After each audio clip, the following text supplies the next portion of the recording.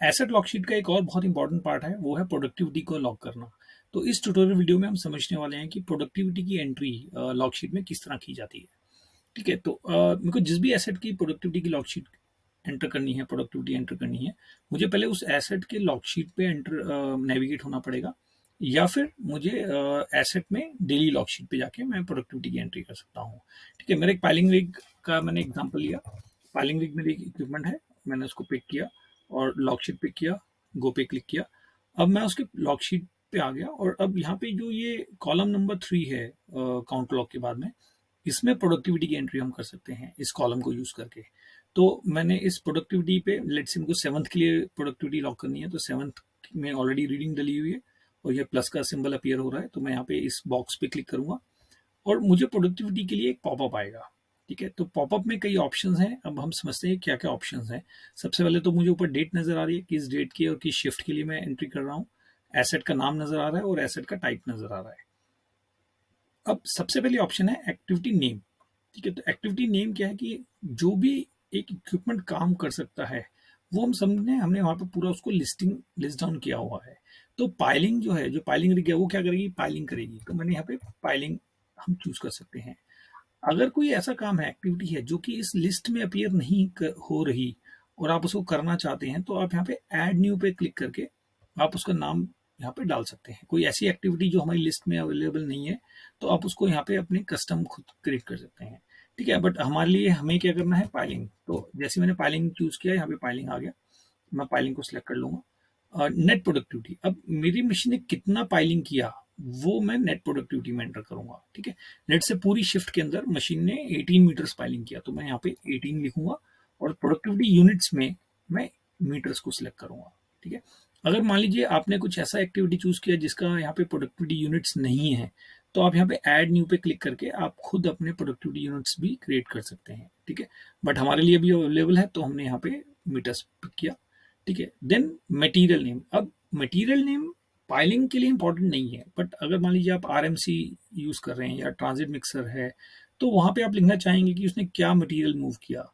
ठीक है, अगर टिपर है तो उसने एग्रीगेट मूव किया या सॉइल मूव की या क्या उसने मूव किया, वो हम ट्रैक करना चाहते हैं। और सिमिलरली अगर बूम प्लेसर है, तो उसने कितना क्यूबिक मीटर जो पंपिंग किया, वो कौन से ग्रेड का कंक्रीट था, वो आप यहाँ पे मटेरियल में चूज कर सकते हैं। बट हमारे लिए ये ऑप्शनल है, इसलिए हम इसको ब्लैंक छोड़ेंगे, हम कुछ नहीं करेंगे। Work station. अब वर्क स्टेशन क्या है कि ये जो काम किया, ये इसने किस जगह पे काम किया। ठीक है, तो वर्क स्टेशन में मैंने, मेरा पिलर नंबर 5A था। अब मैं देख रहा हूँ कि पिलर नंबर 55 तो है, लेकिन 5A नहीं है। तो मैं यहाँ पे ऐड न्यू पे क्लिक करके मैं एक वर्क स्टेशन ऐड भी कर लूंगा। ठीक है, तो मैंने लिखा पिलर नंबर 5A। ठीक है, अब सेकंड ऑप्शन, जो नेक्स्ट ऑप्शन है, वो है एम्प्लॉय। तो अब जब ये मशीन चल रही थी, तो कौन एम्प्लॉय था जो ये मशीन चला रहा था। तो मेरे जितने भी साइट के एम्प्लॉयज हैं, सबका नाम आ गया और मैं उस ऑपरेटर का नाम पिक करूंगा जिसने ये एक्टिविटी परफॉर्म किया। ठीक है, अटैचमेंट। अटैचमेंट क्या होता है कि कई बार ये इक्विपमेंट जो है वो डिफरेंट अटैचमेंट्स के साथ काम करता है। जैसे पाइलिंग रिग है, तो उसमें ऑगर का साइज अलग होता है, कोई 1200 mm, 1000 mm, 750, 800। तो अब मेरा 1200 mm का ऑगर था, तो मैंने यहाँ पे 1200 mm पिक किया। और रिमार्क्स में मैं कुछ भी रिमार्क डाल सकता हूँ, जो भी मेरे को ठीक लगता है। तो मैंने लिखा कि लॉग शीट नंबर 45721। ठीक है, लॉग शीट नंबर लिख दिया, या अप्रूवल किसने दिया था, या बड़ा जो भी आप लिखना चाहते हैं आप वो लिख के, और आप इसको यहाँ पे अपडेट कर देंगे।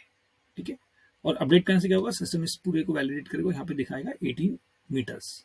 ठीक है, अब जब दोबारा आप इस पर क्लिक करते हैं, ठीक है, तो आपको वापस, क्योंकि क्या होता है, मैक्सिमम एक एसेट एक टाइप की प्रोडक्टिविटी ही एंटर करता है, तो बार बार आपको ये पूरा चूज करने की जरूरत नहीं है। नीचे एक ऑप्शन दिया, copy reading from previous productivity. अब जैसे ही मैं इसको टैप करूंगा, इसने activity name, productivity units, work station, employee का नेम, अटैचमेंट और रिमार्क्स, सब कुछ इसने एज इट इज कॉपी कर दिया।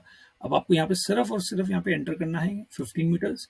और मे बी आप वर्क स्टेशन चेंज करना चाहें तो वर्क स्टेशन चेंज कर लीजिए, ऑपरेटर अगर वही है तो छोड़ दीजिए, और लॉग शीट का जो नंबर है वो आप चेंज कर सकते हैं।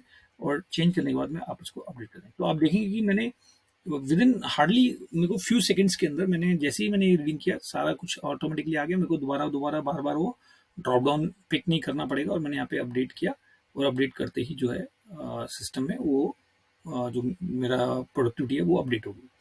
सेम प्रोसेस, बिल्कुल सेम प्रोसेस डेली लॉगशीट में होगा।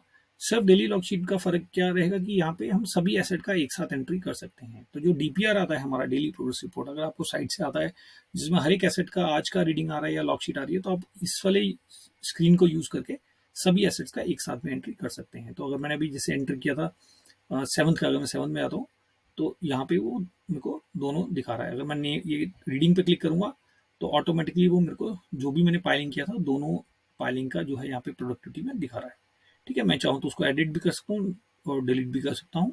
ठीक है, अब मैं क्रॉस करूँगा तो मैं वापस अपना जो मेन पेज था उस पर नेविगेट हो जाऊँगा। तो इस तरीके से आप किसी भी एसेट में प्रोडक्टिविटी की एंट्रीज जो है वो लॉगशीट में आके आप एंटर कर सकते हैं। आई होप इस ट्यूटोरियल से आपको क्लियर हुआ होगा कि प्रोडक्टिविटी की एंट्री कैसे करनी है। इन केस आपके कोई डाउट है तो आप हमारी क्लाइंट सक्सेस टीम को अप्रोच कर सकते हैं। Thank you.